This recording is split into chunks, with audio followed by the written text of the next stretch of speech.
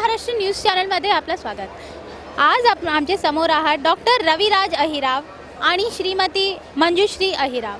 चला त्याच्याशी गप्पा मारूया आणि जाणूया की वास्तू रविराज संस्थेची स्थापना कधीपासून आणि कशी झाली होती। नमस्कार सर। नमस्कार। नमस्कार मॅडम। नमस्कार। आमच्या प्रेक्षकाला सांगा सर की वास्तू रविराज संस्था यांची स्थापना कधीपासून आणि कशी झाली होती।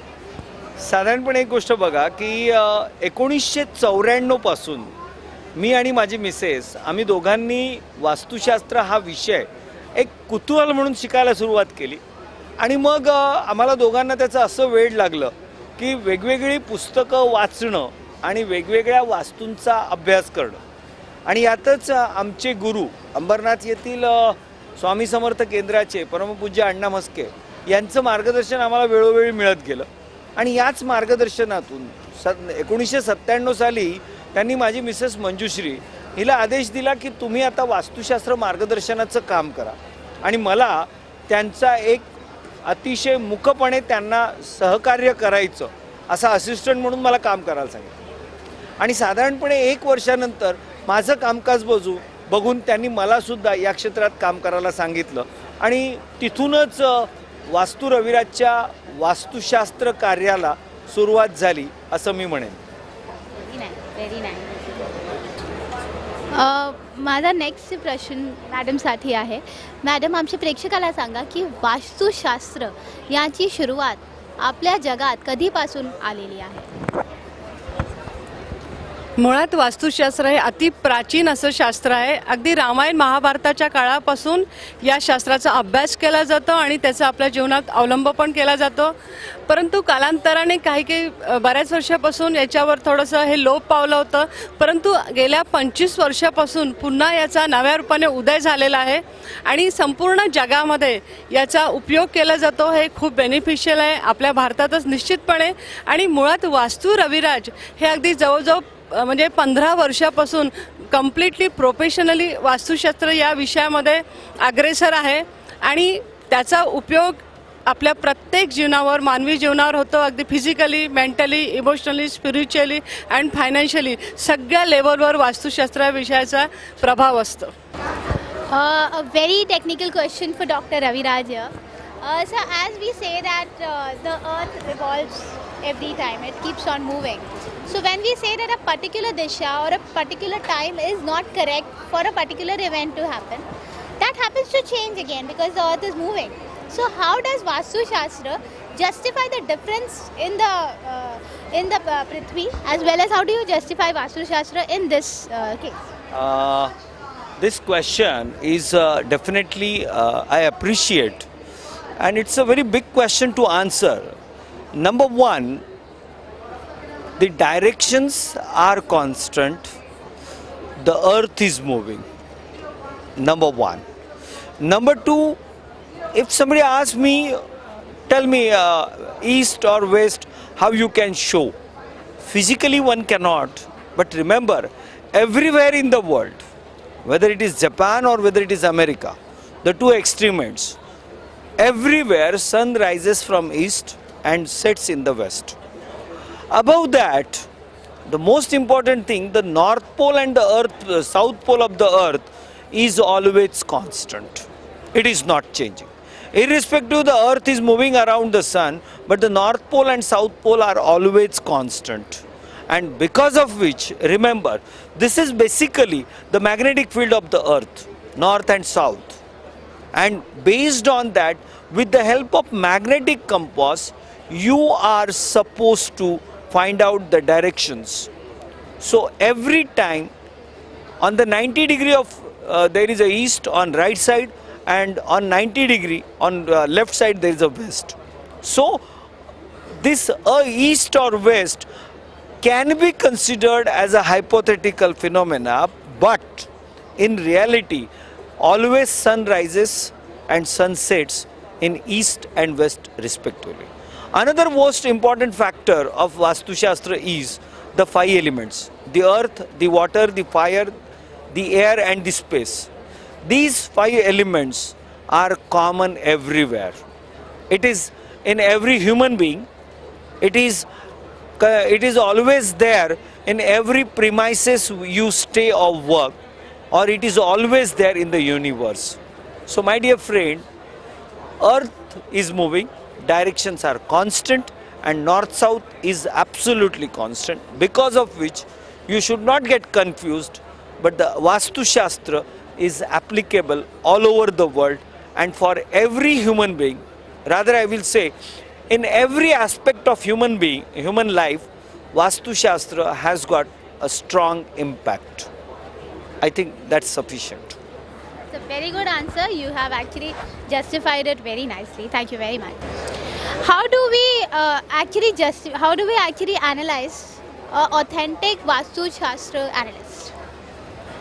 See, it is a very common question I always get, because since Vastu Shastra is not a subject in any university, so getting a Vastu qualified person from any university is ruled out. Now, under such circumstances, to find out or select the best Vastu consultant is always a challenge for everyone. In this regard, I would like to tell you that whenever any name or proposal come to you, my suggestion or request will be, you should simply ask certain questions. Since how long you are in this profession, number one. Number two, what type of training and what is the duration of the training you had? Because this is also a very important question, because there are so many people or institutes giving 1 or 2 day nominal Vastu education and asking people to go for Vastu consultancy, which is highly dangerous. Vastu Shastra is such a big subject that hundreds of people, even if they devote their whole life for the studies of Vastu Shastra, one cannot complete the studies. This is how is the volume of this subject, and a training of 1 or 2 days is nothing but just a foolish example. Under such circumstances, I will say, in fact, rather I would like to proudly say that we conduct Vastu training program, which is almost of 90 hours classroom training, along with practicals and project reports and assignments. Then only one can understand, not with 10 to 12 hours. In fact, you will come across some people, rather this is the third very important factor, that many people, even after reading 2 or 3 books, can simply print their card and claim themselves as a Vastu consultant, which is again very dangerous. So, number of cases, how long duration the class education you had, and third, how many cases you have handled and what is success ratio. Furthermore, I would suggest you can ask the Vastu consultant, will you please give me the references? In my case, if anybody asks me, sir, will you please give me the reference? I simply tell them, you come to my office, I will give you my diaries of all last 15 years. You select any diary, you open any page, and blindly you can ask that person, how are you satisfied with Vastu Raviraj? I think more than this, such a strong blind faith and confidence, one cannot, or one if he is able to give you, I will suggest that you should select him your Vastu consultant. I think that's sufficient, absolutely. Madam, बाजारात खूप सारे यंत्र available आहात, तर नक्की त्याची authenticity आम्ही कशी निवडून घेऊ? कसं आहे की बाजारात तुम्हाला बऱ्याच प्रकारचे यंत्र मिळतील, पिरॅमिड्स मिळतील, परंतु जे सर्वात प्रथम ते लोक जे मटेरियल यूज करतात, ते मटेरियल त्याची क्वालिटी कशी आहे, त्याची ऑथेंटिसिटी किती आहे. जर समजा यंत्र असेल तर ते कॉपरचे आहेत का, त्यात किती % कॉपर आहे हे बघणं अतिशय गरजेचं आहे. पिरॅमिड्स असतील तर ते पिरॅमिडमध्ये कुठलं मटेरियल यूज करतात हे पण बघणं गरजेचं आहे. आणि जे काही क्रिस्टल्स वगैरे यूज करतात त्याची ओरिजिनॅलिटी आहे का नाही ते बघणं अतिशय महत्त्वाचं आहे. आणि सगळ्यात महत्त्वाचं म्हणजे ते कशा प्रकारे तिथे इन्स्टॉल केलं जातं हे अतिशय महत्त्वाचं आहे. कुठलंही यंत्र म्हटलं की त्याचं चार्जिंग खूप महत्त्वाचं आहे. ती चार्जिंग करण्याची पण एक प्रोसेस असते. आणि कुठलाही जर समजा डिफेक्ट असेल तर कुठलेही पिरॅमिड घ्या आणि चिटकवा, अशा पद्धतीने ती गोष्ट रेक्टिफाय केली जात नाही. सगळ्या गोष्टींचा अभ्यास करून त्या दिशेप्रमाणे त्याच्यात काय प्रॉब्लेम्स आहेत, हिडन प्रॉब्लेम्स काय आहेत ते बघूनच सगळं प्रिस्क्राईब केलं जातं आणि त्या पद्धतीने सगळ्या गोष्टी इन्स्टॉल केल्या जातात.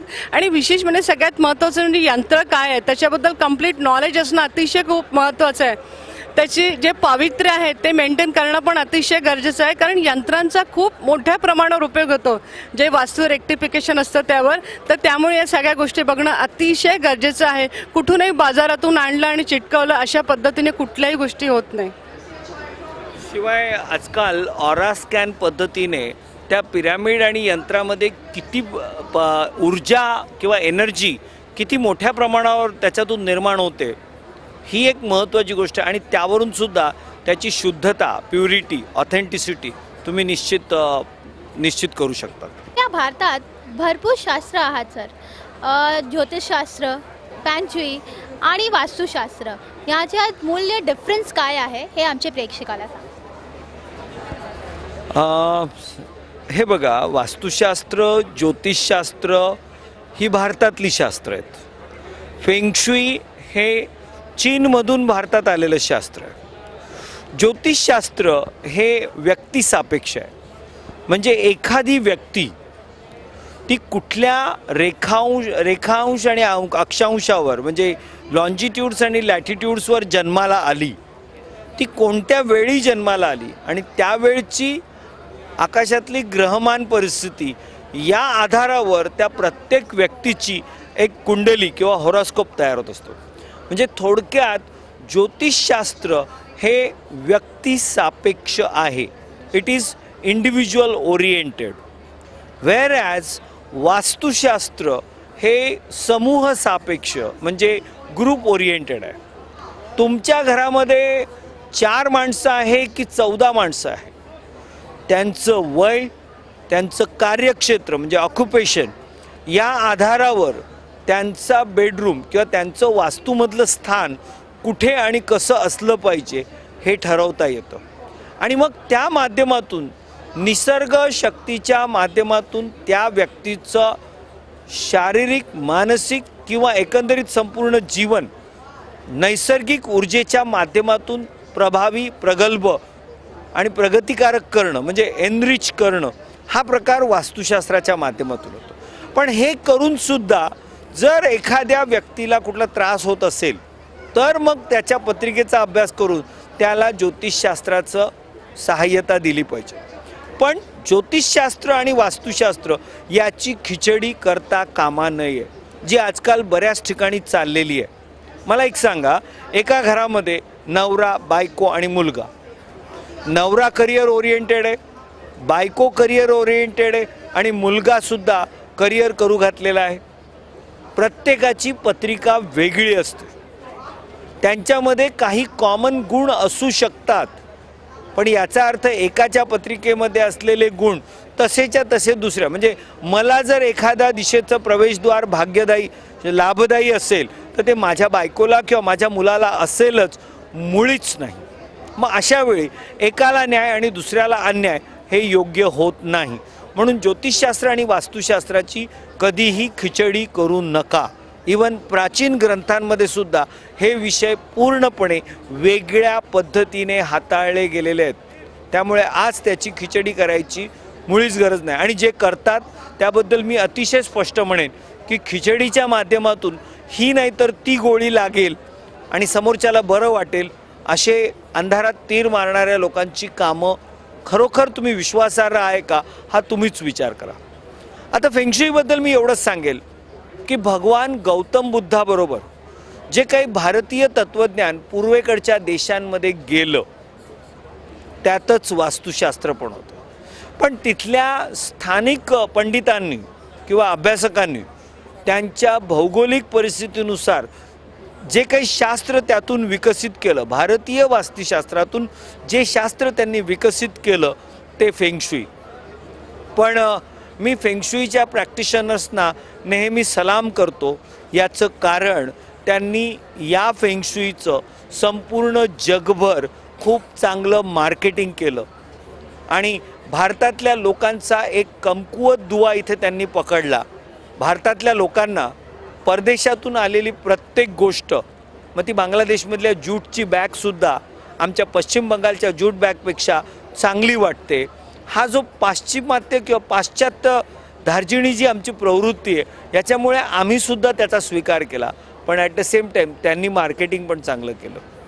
त्यामुळे पण एक लक्षात घ्या, वास्तुशास्त्र आणि फेंगशुई या विषयावर बोलायचं झालं तर मला किमान 40 मिनटं पाहिजेत. पण या ठिकाणी मी एवढंच सांगेल की भारतीय वास्तुशास्त्र हे 100 नंबरी 52 कशी 24 कॅरेटचं सोनं आहे. त्यामुळे आपलं वास्तुशास्त्र हे प्रगल्भ आणि प्रभावी आहे, तेच वापरा, नको त्या गोष्टीच्या मागे लागू नका. धन्यवाद. Excellent sir, excellent. आज आपल्या MCAच्या क्रीडाच्या एक्झिबिशनचा प्रथम दिवस आहे, तर नक्की तुम्ही काय मेसेज देणार जनताला?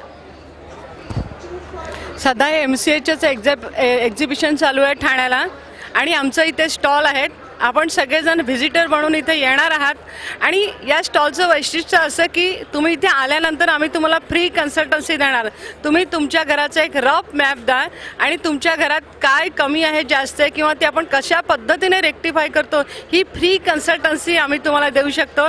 तर welcome here and take advantage from us. Thank you very much. Everybody should take the advantage because you can come here and take a consultation from the biggest doctor of Vastu Shastra, that is Dr. Ravi Raj, Srimati Manjushri madam. Thank you sir for giving us your valuable time. Thank you ma'am. Thank you very much.